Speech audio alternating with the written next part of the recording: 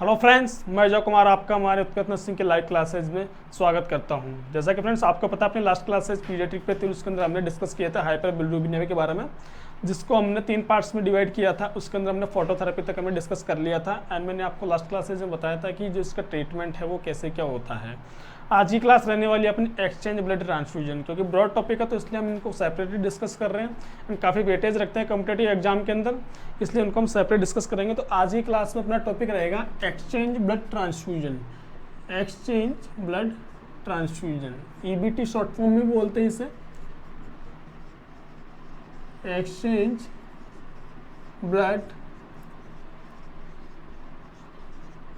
Transfusion. ठीक है, आज की क्लास हम डिस्कस करने वाले हैं पीडियाट्रिक का टॉपिक है हाइपर बिलिरुबिnemia के अंदर, जिसके अंदर हम ट्रीटमेंट ऑफ चॉइस बोलते हैं पैथोलॉजिकल जॉन्डिस का। तो सबसे पहले जो स्टूडेंट न्यू है वो चैनल को सब्सक्राइब कर लीजिएगा, बेल आइकन को प्रेस कर लीजिएगा ताकि आपको वीडियो के नोटिफिकेशन मिलते रहे।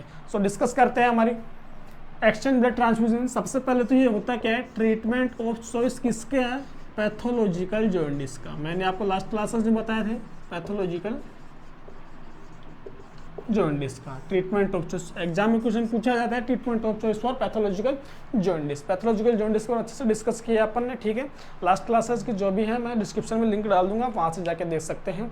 सो हमने डिस्कस किया था कि पैथोलॉजिकल जो जॉन्डिस होता है उसके अंदर ट्रीटमेंट ऑफ चॉइस बोला जाता है एक्सचेंज ब्लड ट्रांसफ्यूजन के बारे में। तो इसको कैसे करते हैं, इसका क्या प्रोसीजर रहता है, इसके अंदर क्या नर्सिंग प्रायोरिटी रहती है, क्या क्या आर्टिकल्स लेते हैं इसके अंदर, ठीक है गाइस। ये सबको डिस्कस करेंगे कैसे एग्जाम में क्वेश्चन पूछे जाते हैं। तो सबसे पहले जब भी कोई प्रोसीजर होता है, इन्वेजिव प्रोसीजर होता है, उस दौरान हम पर्सन से कुछ कंसेंट वगैरह लेते हैं एंड तो इसके लिए जो प्रोसीजर होता है वो शुरू करते हैं। प्रोसीजर के अंदर हम क्या क्या प्रायोरिटी इंटरवेंशन देते हैं, ठीक है गाइस। तो प्रोसीजर करने से पहले आप पेशेंट को राइट आइडेंटिफाई करते हैं। अब राइट आइडेंटिफिकेशन करने के कुछ अलग अलग मेथड होते हैं।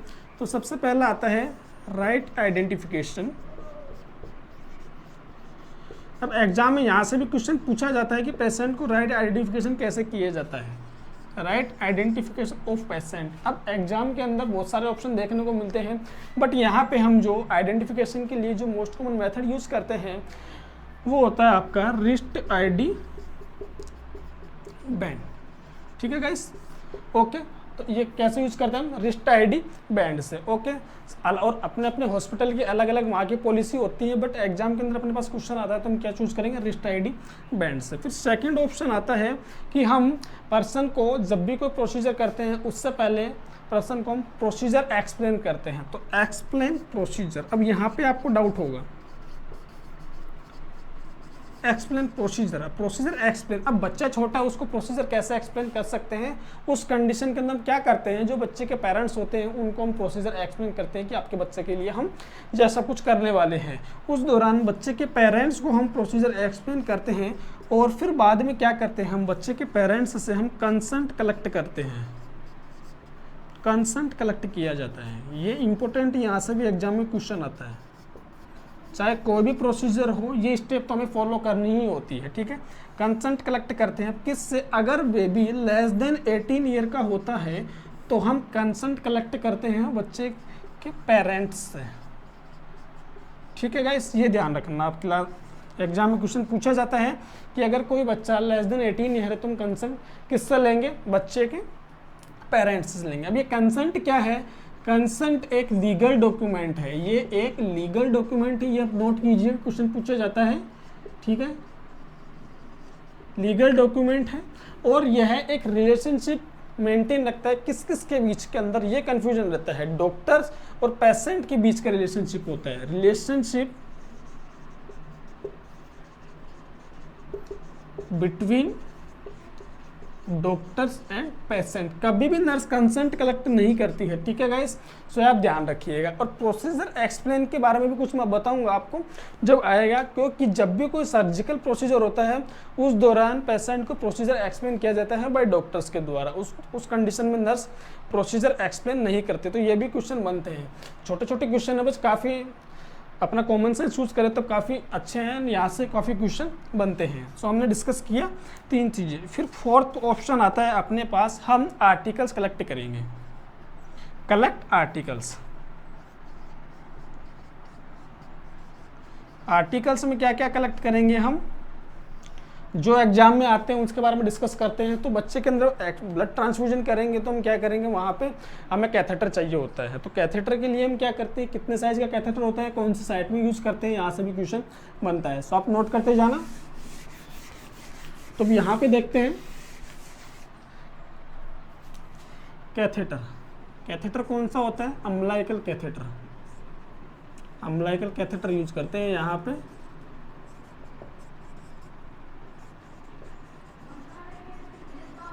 ठीक है गाइस, कैथेटर। अब इसकी साइज कितनी होती है, इसकी साइज होती है 5 फ्रेंच।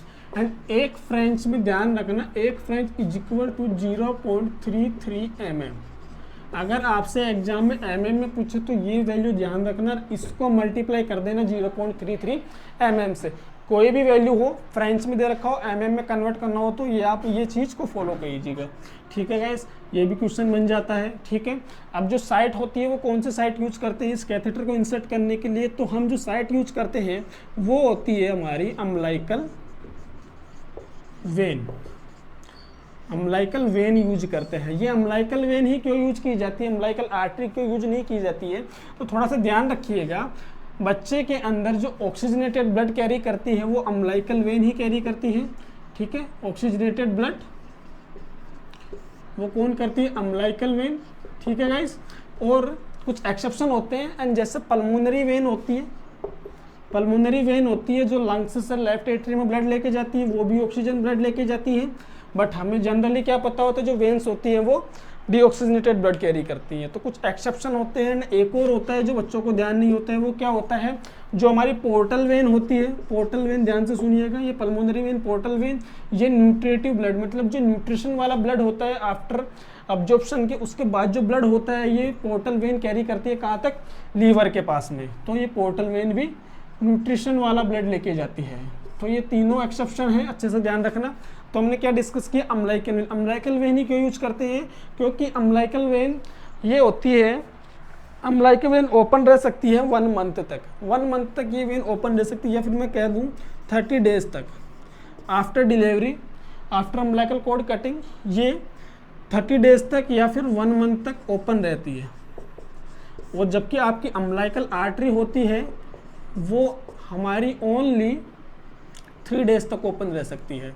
तो हम इसीलिए इस अम्बिलिकल वेन को यूज करते हैं। ठीक है, यहाँ तक क्लियर है ना। सो हमने डिस्कस कर लिया हमारी साइट कौन सी रहने वाली होती है। ठीक है गाइस, सो अब इसके बाद में नेक्स्ट आता है, हम जो ब्लड ट्रांसफ्यूजन कर रहे हैं उसका वॉल्यूम कितना रहता है, कौन कौन से कंडीशन में कितना वॉल्यूम ट्रांसफ्यूज किया जाता है। तो अच्छे से ध्यान से सुनना। नेक्स्ट वॉल्यूम की बात करते हैं हम इसके बाद में।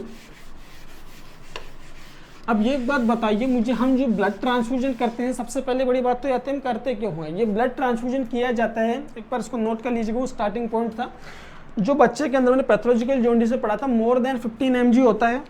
पैथोलॉजिकल जॉन्डिस कितना होता है, उसके अंदर बिलिरुबिन का लेवल मोर देन 15 mg देखने को मिलता है। हमने डिस्कस किया था लास्ट क्लासेस, देखोगे तब ये समझ में आएगा। पैथोलॉजिकल जॉन्डिस में बिलिरुबिन का लेवल मोर देन 15 mg पर डीएल। ठीक है, क्लियर यहाँ तक।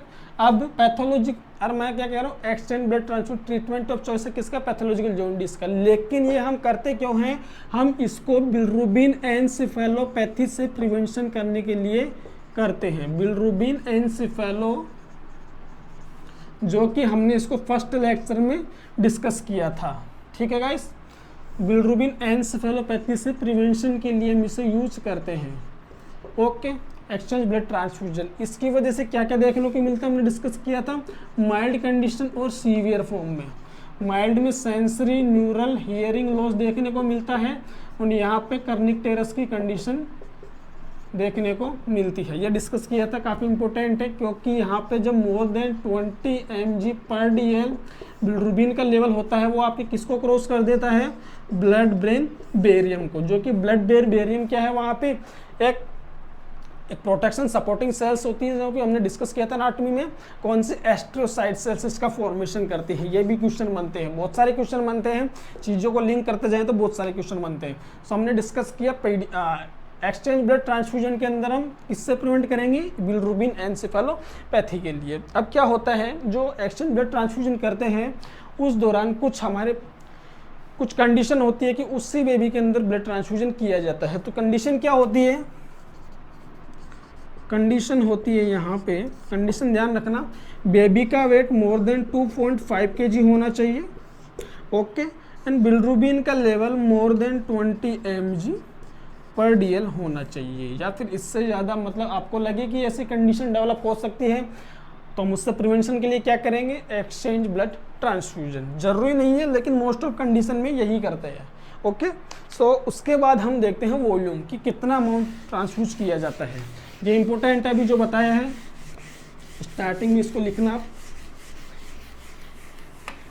एंड मेरे डिस्क्रिप्शन चेक कीजिए क्योंकि जो चीज़ें रह जाती है वो डिस्क्रिप्शन में मेंशन रहती है। एंड प्लीज़ गाइज वीडियो को लाइक एंड शेयर जरूर कीजिए, क्योंकि आपके रेस्पॉन्स अच्छे रहेंगे तो हमारी तरफ से भी हमारा फीडबैक अच्छा रहेगा। सो हम वॉल्यूम की बात करते हैं, ओके, ठीक है। इसको दो तरीके से ट्रांसफ्यूज किया जाता है, single volume and double volume, single volume and double volume, single volume, ठीक है, एंड डबल वॉल्यूम, ठीक है गाइस। सिंगल वॉल्यूम कौन से कंडीशन में यूज करते हैं, सिंगल वॉल्यूम जो भी हीमोलाइटिक डिजीज होती है वहाँ पे यूज करते हैं। हीमोलाइटिक एनीमिया, जहाँ भी हीमोलाइटिक, मैंने हीमोलाइटिक रिएक्शन समझा रखी है आपको कैसे होती है, जहाँ पे एंटीजन एंटीबॉडी रिएक्शन हो रही हो वहाँ पे हीमोलाइटिक कंडीशन देखने को मिलती है। तो हीमोलाइटिक एनीमिया फॉर एग्जाम्पल के लिए सिकल सेल एनीमिया कौन सी कंडीशन है, हीमोलाइटिक कंडीशन है, वहाँ पे हीमोलाइटिक एनीमिया देखने को मिलता है, ठीक है। बाकी अच्छे से डिस्कस करेंगे इसके बारे में। तो ये ऐसी कोई कंडीशन जहाँ पे हीमोलाइटिक एनीमिया, हीमोलाइटिक रिएक्शन देखने को मिलती है वहाँ पे सिंगल वॉल्यूम यूज करते हैं। कितना करते हैं बताते हैं अभी। और जो डबल वॉल्यूम होता है वहाँ का यूज करते हैं हाइपर बिलिरुबिनीमिया में, ठीक है, ध्यान रखना, इंपॉर्टेंट है। सो यहाँ पे हम कब यूज करते हैं सिंगल वॉल्यूम में, कितना अमाउंट यूज करते हैं, यहाँ पे 80 से 100 ml पर kg पर डे। पीडियाट्रिक के अंदर बहुत सारे डाटा ऐसे हैं जिसके अंदर मोस्ट ऑफ 100 ml या 100 mg लेके आते हैं। जहाँ पे तुक्का मारना हो, कुछ नहीं आ रहा हो तो 100 को चूज करना राइट होगा, ठीक है। सो यहाँ पे कितना यूज करते हैं 80 से 100 ml पर kg पर डे, ठीक है गाइस, यहाँ तक क्लियर है। इसके अंदर कितने यूज करते हैं, डबल, मतलब सिंगल का जस्ट डबल, और इसका डबल कितना होता है 8 दूना 16, 160 से लेके 200 ml पर kg पर डे, ठीक है, क्लियर। यहाँ तक पूछा हुआ क्वेश्चन है कि डबल वॉल्यूम की जो हाइपर बिलिरुबिनेमिया के अंदर होता है वो कितना अमाउंट यूज करते हैं ब्लड का। अब करते कैसे हैं, सबसे इंपॉर्टेंट बात तो ये आती है, ठीक है गाइस। सो इसके अंदर हम इसको ट्रांसफ्यूज करते हैं, तब क्या करते हैं, स्टार्टिंग में जब ब्लड को हम निकालते हैं उसका ड्यूरेशन ध्यान रखना, हर एक एक्टिविटी के अंदर हम ब्लड निकालेंगे कितना 10 ml, 5 to 10 ml, और कितने टाइम में निकालेंगे ये डिस्कस करेंगे। सो ब्लड कितना रिमूव करते हैं हम, जैसे मान लो एक्सचेंज ट्रांसफ्यूजन, तो पहले इसको निकालेंगे, जिसकी वजह से जॉन्डिस की वजह से जॉन्डिस हो रहा है उस ब्लड की वजह से उसको निकालेंगे और उसको फ्रेश ब्लड डालेंगे। अब फ्रेश ब्लड में कितना क्या होता है, उसके अंदर 70% तो होती है आपकी RBC और 30% होता है फ्लैश फ्रोजन प्लाज्मा, ठीक है, क्लियर है यहाँ तक। तो हम जो ब्लड बच्चे को ट्रांसफ्यूज करते हैं कितना करते हैं 70% RBC, 30% फ्लैश फ्रोजन प्लाज्मा। ये फ्लैश फ्रोजन प्लाज्मा क्या होता है, इसके अंदर सारे क्लॉटिंग फैक्टर प्रेजेंट होते हैं। जब आप ब्लड ट्रांसफ्यूजन पढ़ोगे तो उसके अंदर आपको अच्छे से पढ़ाया जाएगा, एंड मैं भी इसको पीडियाट्रिक में ऐड करूँगा, क्योंकि जब हम हीमोफीलिया के बारे में डिस्कस करेंगे तब इसका यूज होगा वहाँ पे। सो हमने कहाँ तक डिस्कस किया, हम कैसे इसको ट्रांसफ्यूज करेंगे। तो इसके अंदर हम ब्लड को रिमूव कितना करते हैं 5 to 10 ml, ठीक है, कितने टाइम में करते हैं 15 से 20 सेकंड में इसको रिमूव किया जाता है, ठीक है। ये भी ध्यान रखना, पूछा हुआ क्वेश्चन, कितना ml हर एक एक्टिविटी में कितना रिमूव करेंगे 5 to 10 ml, और कितने टाइम में करते हैं 15 से 20 सेकंड में। अब इसको निकाला है ठीक आपने ब्लड, उसकी जगह आपको नया डालना पड़ेगा, ट्रांसफ्यूज करना पड़ेगा, तो कितना करते हैं, इन्फ्यूज कितना करते हैं इन्फ्यूज करने के लिए सेम वही रहेगा, जितना निकालते हैं उतना ही बच्चे को देते हैं, बट टाइम यहाँ पे रहता है, इसका टाइम होता है 60 से 19 सेकेंड, 90 सेकेंड। ठीक है गाइस, ये भी ध्यान रखना, दोनों ध्यान रखना।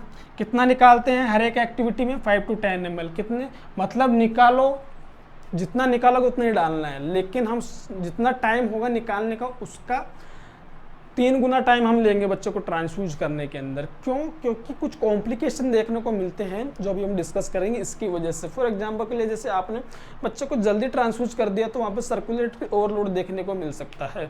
ऐसे कॉम्प्लिकेशन से प्रिवेंट करने के लिए हम क्या करते हैं, बच्चे को स्लो ट्रांसफ्यूज किया जाता है। सो यहाँ तक क्लियर है। अब एक बात और आती है, हम बच्चे को कोई सा भी ब्लड ट्रांसफ्यूजन करें, बच्चे से हम कोई सा भी ब्लड निकालें, ध्यान से सुनना, तो उस कंडीशन में जैसे कि हमने बच्चे से RH पॉजिटिव ब्लड निकाला है, अब जरूरी नहीं है उसे RH पॉजिटिव ही देंगे। यहाँ पे कंडीशन है, यहाँ पे कंडीशन है, ठीक है गाइस, अच्छे से सुनना, चाहे कोई सा भी निकालो, चाहे वो RH पॉजिटिव हो या RH नेगेटिव हो, ठीक है, बट आप क्या करोगे, बच्चे को ट्रांसफ्यूजन RH नेगेटिव ही करना, RH नेगेटिव, जिसके अंदर एंटीजन D एब्सेंट हो। पढ़ा रखा है मैंने ब्लड ग्रुप की क्लास के अंदर अच्छे से, जिसके अंदर एंटीजन D एब्सेंट है। क्यों भाई, क्यों कर रहे हैं ये, ऐसा ही क्यों डाल रहे हैं? क्योंकि हमें प्रिवेंट करना है किससे, हीमोलाइटिक रिएक्शन से। एंड हीमोलाइटिक रिएक्शन अभी तो मैंने पढ़ाया था कि हीमोलाइटिक कौन सी कंडीशन यूज करते हैं, ब्लड ट्रांसफ्यूजन, जहाँ पे हीमोलाइटिक कंडीशन होती है, तो हम उसी से तो प्रिवेंट करना है। तो हमने क्या किया, RH नेगेटिव ब्लड डालेंगे। RH नेगेटिव होगा तो बच्चे की बॉडी है वो रेस्पॉन्स नहीं करेगी इम्यूनिटी की, मेरी बॉडी में कोई एंटीजन आया है। तो एंटीजन एंटीबॉडी रिएक्शन से प्रिवेंट करने के लिए हम क्या करते हैं, वहाँ पे RH नेगेटिव ब्लड ट्रांसफ्यूज किया जाता है। ये मैंने डिस्कस कर चुका हूँ मैं लास्ट क्लासेज में, हीमोलाइटिक रिएक्शन क्या होती है। आप क्लासेज को पूरा अटेंड कीजिएगा, ठीक है गाइस। सो हमने यहाँ पे क्या क्या डिस्कस कर लिया आज की क्लास में, कि कौन से बच्चों को ब्लड ट्रांसफ्यूजन किया जाता है और कैसे किया जाता है, किस तरीके से ब्लड डालते हैं। अब क्या होता है इसकी वजह से, चलो आपने पूरा ब्लड ट्रांसफ्यूजन कर लिया है, जो हमने वॉल्यूम डिसाइड किया था कि इस कंडीशन में 160 से 200 ml पर kg per day blood transfusion किया जाएगा। अब एक बात बताओ मुझे, इसके वजह से कुछ कॉम्प्लिकेशन भी तो देखने को मिल सकते हैं ना। अब वो कॉम्प्लिकेशन क्या क्या है, वहाँ से भी क्वेश्चन बनते हैं, इस चैप्टर से जो भी क्वेश्चन बनते हैं मैंने सारे कवर कर लिए हैं, आई एम श्योर कोई भी बाहर नहीं जाएगा। सो कॉम्प्लिकेशन क्या क्या होते हैं, कॉम्प्लिकेशन देखें। अब कॉम्प्लिकेशन क्या हो सकते हैं यहाँ पे, एक बात बताओ मुझे, बच्चे के अंदर जो भी ब्लड ट्रांसफ्यूजन किया जाता है, एक पॉइंट और नोट करना, कभी भी 5 दिन से ज़्यादा पुराना ब्लड नहीं होना चाहिए, नॉट मोर देन 5 days, ठीक है, नॉट मोर देन 5 days। क्यों भाई ऐसी क्या जरूरत पड़ रही है जो 5 दिन से ज़्यादा नहीं यूज कर सकते, क्योंकि हमने डिस्कस किया था। अच्छा पहले कॉम्प्लिकेशन लिखता हूँ फिर समझाता हूँ क्या क्या देखने को मिल सकता है। हाइपरकैलेमिया, ओके, क्या देखने को मिल सकता है यहाँ पे, हाइपोकैल्सीमिया, ठीक है, सर्कुलेटरी ओवरलोड,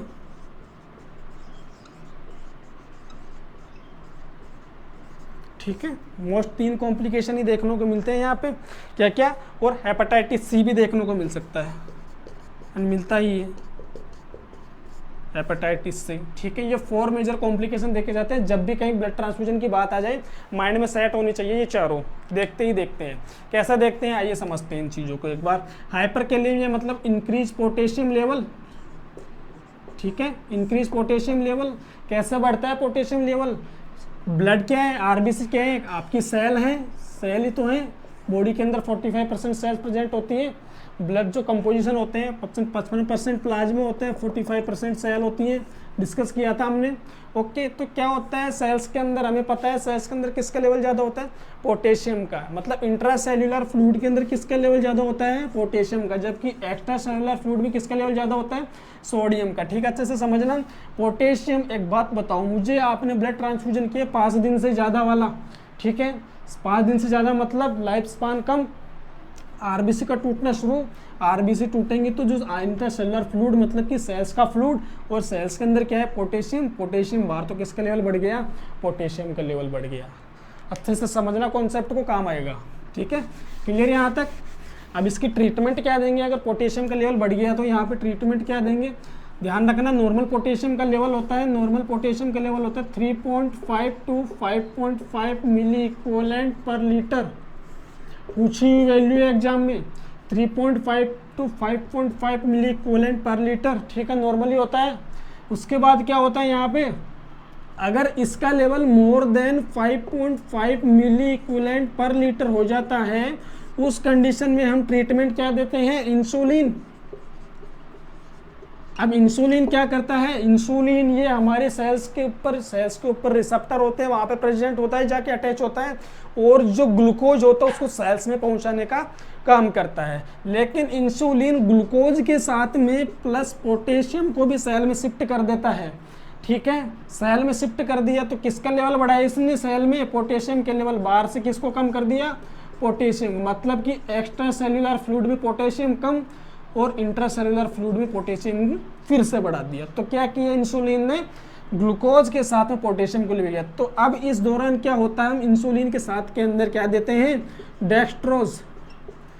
अच्छे से सुनना, कितना, 50%। डेक्स्ट्रोज कितना दिया जाता है, 50%। ये डेक्स्ट्रोज क्यों दिया जाता है, क्योंकि इंसुलिन आपके पोटेशियम के साथ किसको कम कर रहा है बॉडी से, ग्लूकोज को। किससे प्रिवेंट करना है हमें डेक्स्ट्रोज देके, हाइपोग्लाइसीमिया से, ठीक है, क्लियर ना यहाँ तक। हाइपोग्लाइसीमिया से प्रिवेंट किया है हमने। तो इतनी बड़ी मैकेनिज्म ध्यान रखना, एग्जाम में पूछी जाती है, बहुत इंपॉर्टेंट कॉन्सेप्ट है, क्वेश्चन पूछे जाते हैं। फिर अगर इसका लेवल मोर देन 6.5 मिली इक्विवेलेंट पर लीटर हो जाए तो पोटेशियम का मतलब हाइपरकैलेमिया हो रहा है ना, तो क्या देंगे यहाँ पे, कैल्शियम ग्लूकोनेट का इंजेक्शन।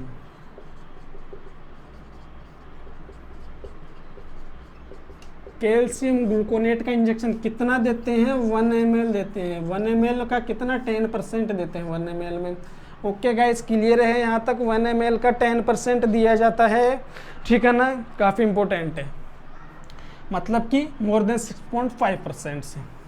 कैल्शियम ग्लूकोनेट, इसको एंटीडोट भी कहते हैं, ठीक है ना, सॉरी, कैल्शियम ग्लूकोनेट। और फिर और क्या होता है यहाँ पे, पोटेशियम का लेवल बढ़ता है तो और भी कुछ दिए जाते हैं। क्या दिए जाते हैं, वो पोटेशियम बाइंडर, उन्हें क्या कहते हैं, किज़लेट या जेंथिन, ठीक है, जेंथिन नहीं सॉरी, किज़लेट के नाम से आता है वो, ठीक है। ये इसको हटाता हूँ मैं, आप नोट करना। पोटेशियम बाइंडर भी होते हैं कुछ, यानी मेरी गारंटी है किसी भी यूट्यूब चैनल पर सर्च करके देख लेना, ऐसा मिल जाए तो आपको चैनल पे कमेंट कर दीजिएगा, ऐसा नहीं मिलेगा आपको कहीं पे भी, किसी भी यूट्यूब चैनल पे नहीं मिलेगा, ठीक है ना। पोटेशियम बाइंडर मतलब क्या देते हैं इसके लिए, ये दिया जाता है, पोटेशियम बाइंडर कहते हैं इससे, किज़लेट को। ओके, क्लियर यहाँ तक। एंड क्या होता है, कुछ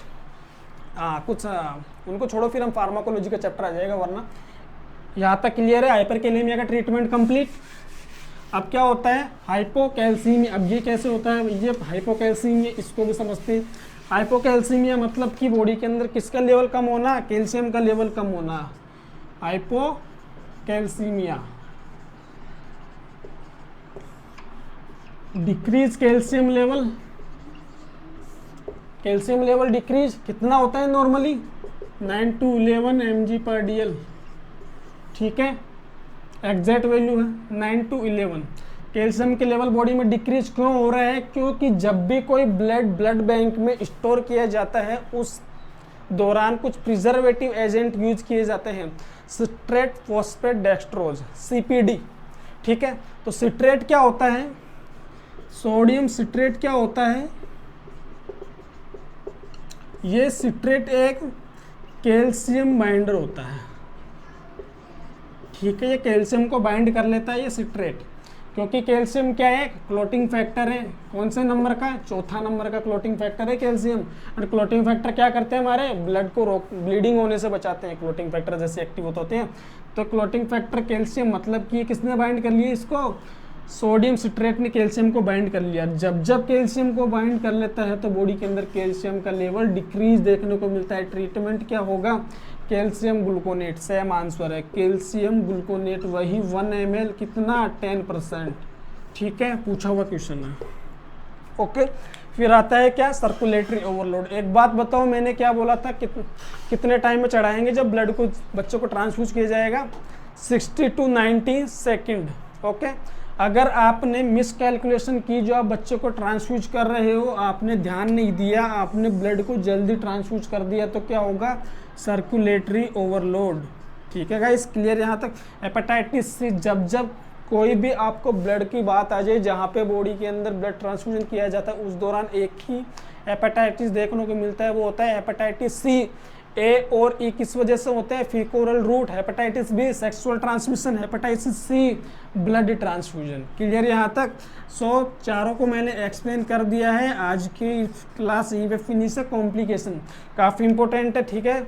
सो अगर यहाँ से कोई किसी को डाउट हो पूछ लीजिएगा, कोई इशू नहीं है, कमेंट कर देना या फिर व्हाट्सअप नंबर कर देना। स्क्रीन पे आपको स्टार्टिंग में नंबर शो हो चुके हैं वहाँ पे।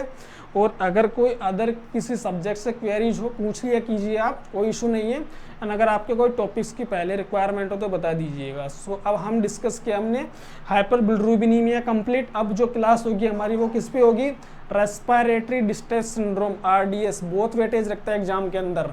और एनाटमी की बात हम वो अलग से चैप्टर चल रहा है अपना। सो आज की क्लास प्लीज़ अच्छी लगी हो तो लाइक कीजिएगा, शेयर कीजिएगा, सब्सक्राइब कीजिएगा। ठीक है गाइस, आज के लिए इतना ही, बाकी नेक्स्ट क्लास में। Thank you.